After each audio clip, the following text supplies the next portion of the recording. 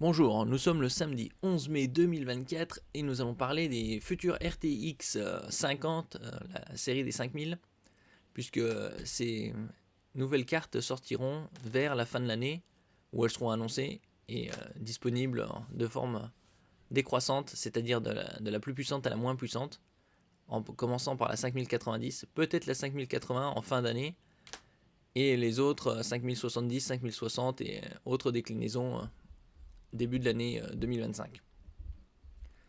GeForce RTX 50, Nvidia teste des refroidissements pour des GPU d'une puissance de 600 watts. C'est colossal, hein, 600 watts. Pour rappel, la 4090 était dans les 450. Bon, après, c'est jusqu'à 600 watts, ce sera juste pour la 5090. Hein. Les autres, elles seront un peu plus contenues au niveau de la puissance de leur GPU. N'oubliez pas de vous abonner pour plus de news sur le monde de la high-tech ainsi que les bons plans également sur mon Twitter. De premiers indices sur le TGP des cartes graphiques GeForce RTX 50 nous parviennent. Nvidia teste des systèmes de refroidissement. Là on est en mai, on va probablement annoncer avec les spécifications en octobre-novembre. Disponibilité, ce sera annoncé avec les prix mais ce sera disponible sur le marché quelques semaines après. Donc plutôt compter début 2025. Après la sortie successive de plusieurs modèles de cartes graphiques de la famille GeForce RTX 40 Super en ces débuts d'année, oui avec les 4060 Super, 4070 Super, TI Super également, c'était au courant de janvier-février.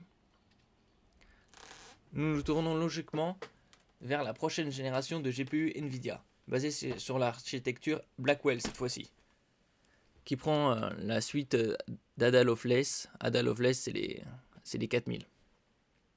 Les cartes graphiques GeForce RTX 50 sont attendues pour 2025. Nvidia pourrait faire une exception et lancer les hostilités avec les 5080 dès la fin 2024. Bon, ça reste à prouver encore. Parce qu'il y a une grosse demande aussi pour le secteur de l'IA.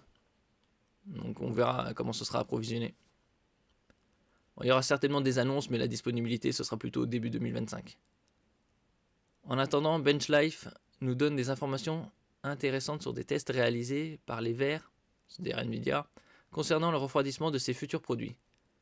Nvidia travaillerait sur des systèmes de dissipation thermique permettant de gérer des TGP, puissance graphique totale, allant de 250 à 600 watts.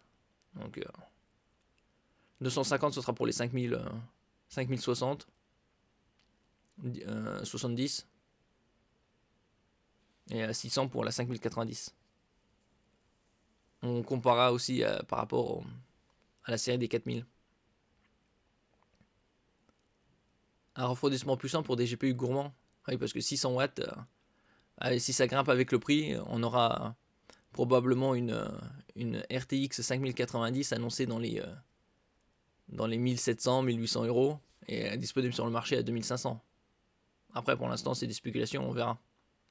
Si un TGP de 600 watts peut faire peur au regard de la consommation électrique et donc de la facture d'énergie, oui, parce qu'en février, il y a déjà eu une augmentation de 10%, et si on regarde sur les plusieurs années, il y a déjà au moins une augmentation de 50% sur ces 3 dernières années au niveau de la facture. Il convient de rappeler que Nvidia peut très bien viser de très hautes performances de refroidissement en laboratoire pour diverses raisons, et finalement commercialiser des cartes graphiques qui n'atteindront pas une telle puissance. Oui, 600 watts, ce sera le pic, avec tout à fond. Si les 600 watts sont vraiment atteints, seule la GeForce RTX 5090 serait concernée. Bon, ça c'est tout à fait évident puisque c'est une carte qui serait plus pour la 4K, tout à fond, à plus de 100 images par seconde. Un produit très coûteux qui vise les professionnels ou les joueurs qui ont des moyens financiers très élevés. Pour rappel, la GeForce RTX 4090 dégage un TDP, enveloppe thermique, de 450 watts. Et donc il faut une alim de 1 kW, 1000-1200 watts, qui est conseillé pour cette carte. Son TGP maximal peut monter jusqu'à 600 watts par l'overclocking. Mais ce genre de scénario est difficile à atteindre, Nous ne sommes donc déjà pas si loin de nécessiter un refroidissement pour 600 watts actuellement.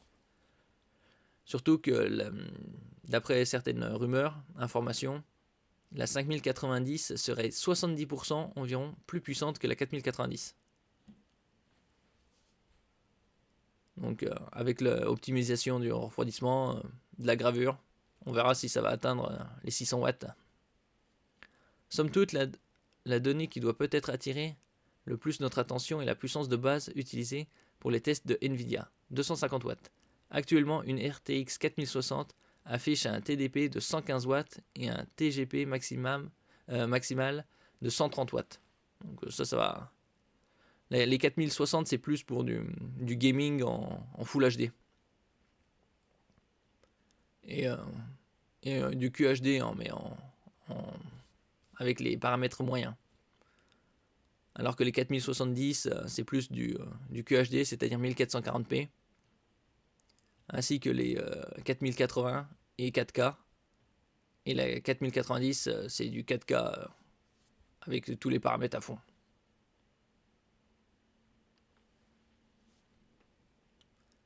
La puissance des GPU d'entrée de gamme pourrait considérablement augmenter, ce qui paraît peu plausible. Bon, ça sera probablement contenu, il y aura peut-être une légère augmentation, mais les 5060 devraient rester dans les mêmes zones. Vu que c'est des cartes d'entrée de gamme, et c'est plus pour des alimentations légères de 650 watts.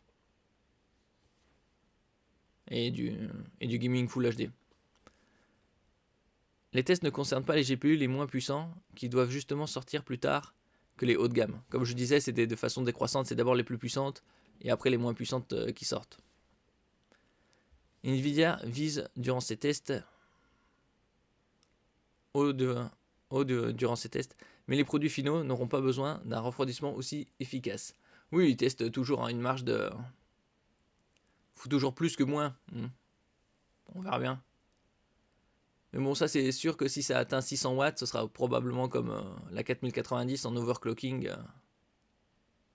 Et donc il faudra un refroidissement très très performant.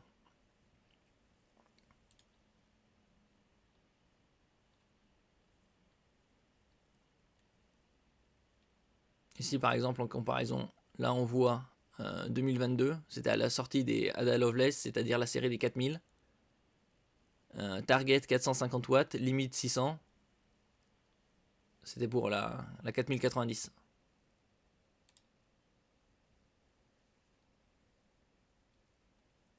Donc ils testent des marges de refroidissement. Ici on peut voir là, les rumeurs concernant la série des Blackwell. Ici. Avec la 5060, 5060 Ti, 5070, 5080, 90. Bon, on n'a aucune information concernant le TDP ou le TGP. Mais on a les informations bien évidemment sur la série des 4000. Avec la 4090, c'était 450 jusqu'à un pic de 600. Alors que la 4080 Super et un TI Super, c'est 320, 350. Donc bien moins consommatrice. Mais bien évidemment, elle ne vise pas le même type de gaming. Mais c'est déjà largement suffisant pour du 1440p et du 4K léger, à moyen. Et donc là, ici, on a les 4060 à 115, 130. Probablement les 5060 seront dans les 120, 150. S'il y a une légère augmentation.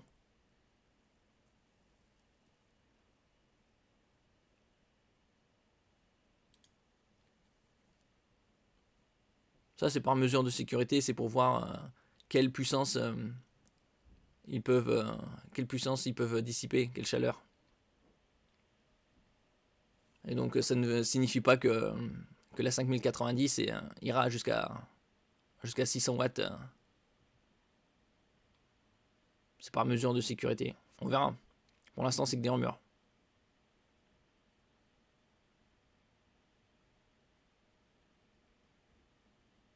En revanche, nos confrères de Videocards ont rassemblé des informations qui confirment l'étude de 4 variantes, avec des puissances prise en charge allant de 250 à 600 watts. Bon, alors la 600 watts, c'est leur 5090. Dans les 350-400, ce sera 5080.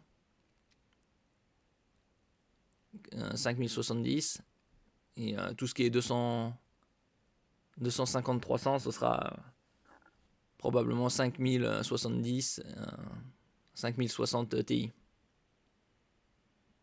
Actuellement, sur Ada Lovelace, les TDP vont de 115 avec la 4060 jusqu'à 450 pour 4090. Avec des maximums atteignant 130 et 600. Nous pourrions donc être sensiblement au-dessus avec Blackwell.